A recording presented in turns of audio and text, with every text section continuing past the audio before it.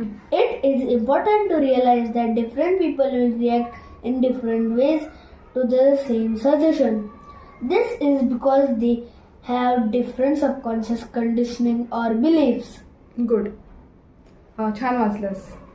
नमस्कार, मी स्मिता मोरू आणि हा माझा मुलगा ऋत्विक मोरू 8 वर्षाचा आहे, इयत्ता 3रीत शिकतोय.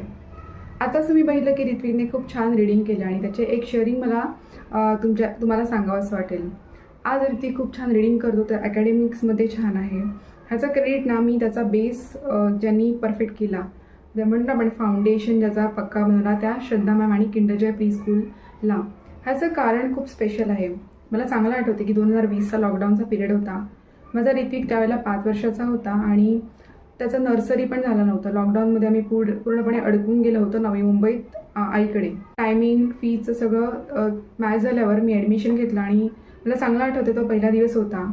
सतत मोबाईलमध्ये असणाऱ्या आणि गेम खेळणाऱ्या ऋत्विकला आता ऑनलाईन स्कूल कसं तो ॲडॅप्ट करेल किंवा तो कसं रिॲक्ट करेल ह्याची काळजी मला लागून राहिली होती. आणि जेव्हा तो दिवस आला, जेव्हा ह्याचा स्कूलचा पहिला दिवस होता, ऑनलाईन आम्ही जॉईन केलं आणि मॅमने ना सरप्राईजिंगली सुरुवात केली ती कॅटरपिलरच्या ॲक्टिव्हिटीने. कॅटरपिलर काढून त्याच्यात सुंदर कलर्स भरायचे होते. ती ॲक्टिव्हिटी ऋत्विकच्या मनाला खूप भावून गेली. म्हणजे तो ती ॲक्टिव्हिटी जवळजवळ आठवड्याभर करत होता. आणि साईड बाय साईड मॅमने अकॅडमिक स्टडीला पण सुरुवात केली. म्हणजे A to Z काढायचं. तिकडे पण त्यांची पद्धत होती ती खूप युनिक होती. म्हणजे एका साईडला काढायचा, एका साईडला त्याचा पिक्चर काढायचा, लाईक ॲपल काढायचा आणि पाठीमागे बॅक साईडला मल्टिपल टाईम्स ए लिहायचा. त्याच्यामुळे रायटिंगची पण चांगली प्रॅक्टिस व्हायला लागली. कॉम्पिटिशन्स होत होत्या. इवन त्यांचे स्पोर्ट्स पण मॅम जरी ऑनलाईन स्कूल असेल तरी पण कव्हर करत होत्या. राईम्स सोबत मॅमने त्यांचे फोनिक्सची बॅच पण सुरू केली होती, ज्याचा ऋत्विक भाग होता. त्यामुळे त्याचा फोनिक्सचा पण बेस पक्का झाला. आणि हे सगळं झाल्यावर त्याचं ज्युनियर KGचं इयर्स खूप चांगल्या परफॉर्मन्सने संपलं.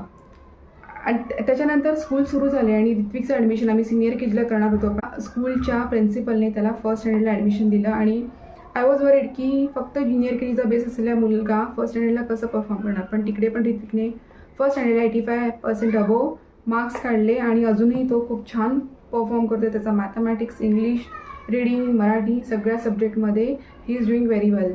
तर I am really grateful, I am thankful to Shraddha ma'am की ज्यांनी त्याला त्याच्या कलाने शिकवलं, त्याला समजून घेतलं. त्याचंच नाही पण बाकी मुलांची पण श्रद्धा मॅम खूप छान कनेक्ट होतात. मुलं त्यांच्याशी कनेक्ट होतात. अजूनही ऋत्विक त्यांच्या कॉन्टॅक्टमध्ये आहे, त्याच्या अचिव्हमेंट शेअर करत असतो.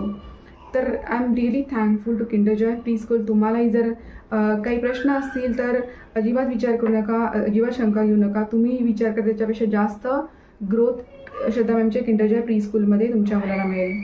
धन्यवाद.